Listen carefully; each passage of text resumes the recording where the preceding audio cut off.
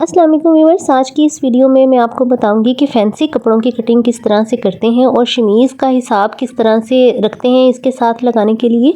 और जिन लोगों को अपर बस्ट और मेन बस्ट का फ़र्क पता नहीं चलता और हेल्दी हैं वो अपनी फ़िटिंग किस तरह से करेंगे। तो यहाँ पे जो कपड़ा है मेरे पास ऊपर से इस तरह से जैसे रेडीमेड कपड़े होते हैं अटैच है। तो पहले इसको खोल के मैं अलग कर लूँगी, यानी कि फ़्रंट और बैक साइड को अलग अलग कर लूँगी। तो ये देखें, दोनों पल्लुओं को अलग कर लिया है। इसको अच्छे से मैंने प्रेस करना है और इसको जो फ्रंट साइड है इसकी वो उल्टी वाली साइड पे रखनी है।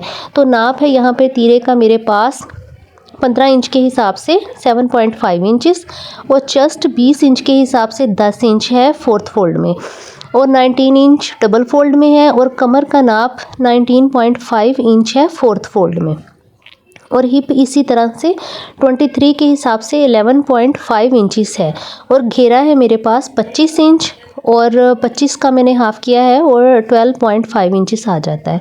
तो इस हिसाब से इस नाप के अकॉर्डिंग मैं शर्ट की कटिंग करने वाली हूँ।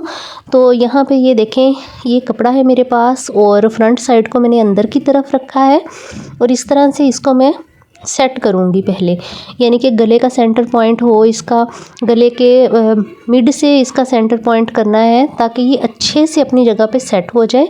और अगर आपको रेशमी कपड़ा संभालने में मुश्किल होती है तो आप इस तरह करें, इसको पिन अप कर लें।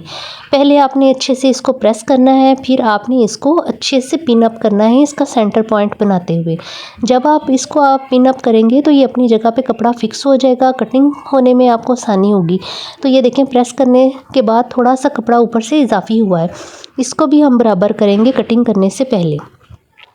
तो पहले नीचे तक मैं इसको पिन अप कर लूँगी घेरे तक, उसके बाद मैं ऊपर वाले कपड़े को बराबर करूँगी। अभी ये सिर्फ फ्रंट साइड है, फ्रंट पल्लू मैं कटिंग करने के बाद बैक पल्लू की कटिंग करूँगी। इस तरह से बहुत आसानी होती है जब एक पल्लू को आप कटिंग कर लेते हैं तो कपड़ा भी नहीं खिंच सकता, क्योंकि बाजू का रेशमी कपड़े इस तरह से भी कटिंग करने से ख़राब हो जाते हैं अगर फ्रंट और बैक साइड कट्टी कटिंग करें तो। ऊपर से तीरा 7.5 इंच रखा है, हाफ इंच तक तीरे को मैं डाउन करूंगी और जितना मैंने तीरा रखा है उतना ही मैं आर्म होल का निशान लगाऊंगी 7.5 इंच।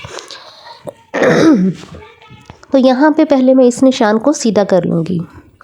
अब जितना 7.5 इंच मैंने तीरा रखा है तो यहाँ से आर्म होल का निशान मैं हाफ इंच कम करके रख लूँगी और इसको ऊपर वाले निशान के साथ मिला दूँगी।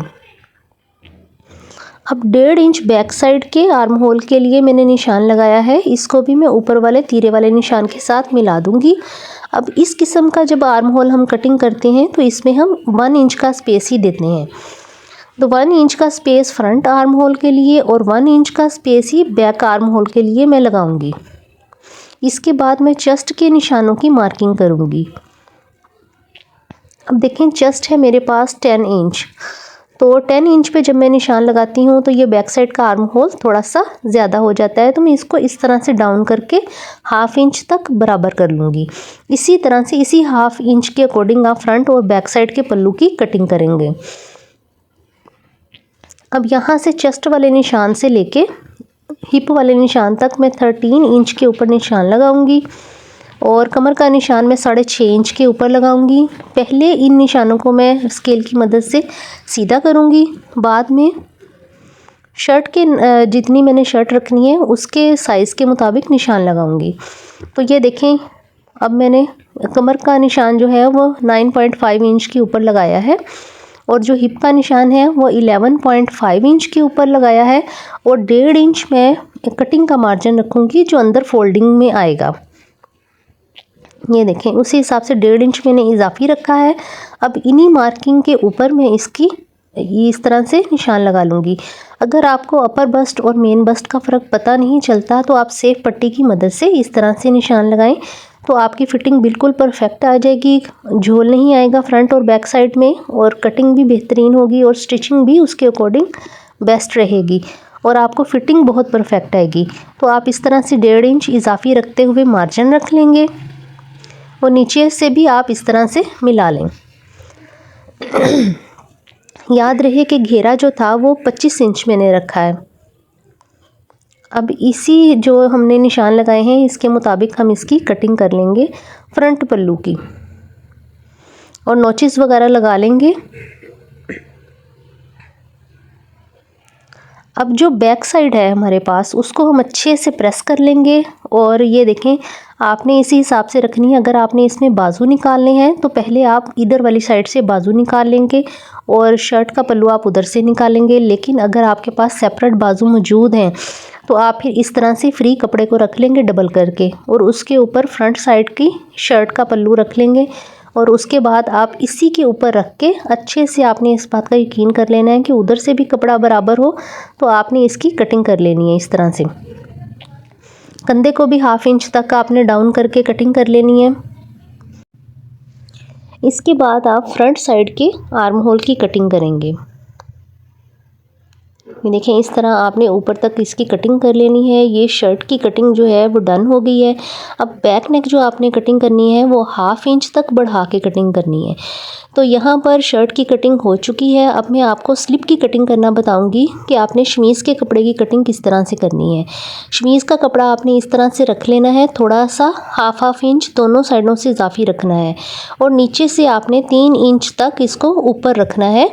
जब हम इसको फोल्ड भी करेंगे तो शमीज़ का कपड़ा कमीज़ के कपड़े से थोड़ा सा कम होता है। तो शर्ट जो है मेरे पास 41 इंच तैयार है, ठीक है। तो 3 इंच कम करके शमीज़ का कपड़ा जो है वो मैं कटिंग करूँगी इस तरह से 4th फोल्ड में करके। 4th फोल्ड में करने के बाद ये देखें ऊपर से मैं इस तरह निशान लगाऊंगी। एक बार फिर मेजर कर लूँगी कि दोनों तरफ से 37 इंच ही हो और फिर इसको इस तरह से फ्रंट और बैक साइड की शमीज़ के पल्लुओं को अलग कर लूँगी। अब जब मैंने इसके साथ गले को अटैच करना है, क्योंकि गला जो है वो बना बनाया है, तो मैं इसको किस तरह से करूँगी तो ये देखें सेंटर पॉइंट पे मैं इस तरह से रख लूँगी और ऊपर से मैं कंधों को मेजर कर लूँगी कि कंधे ऊपर से कितने इंच हैं। 3 इंच है ऊपर से, दोनों साइडों से 3-3 इंच करके इसके सेंटर पॉइंट का निशान लगाऊंगी। फिर गले के हिसाब से इस तरह से मैंने निशान लगा लेना है।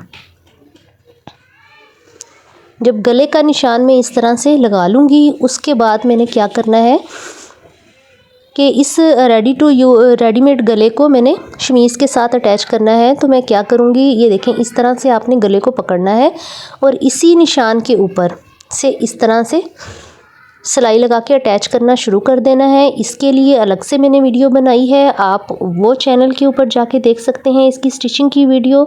दुआओं में याद रखें। अल्लाह हाफिज़।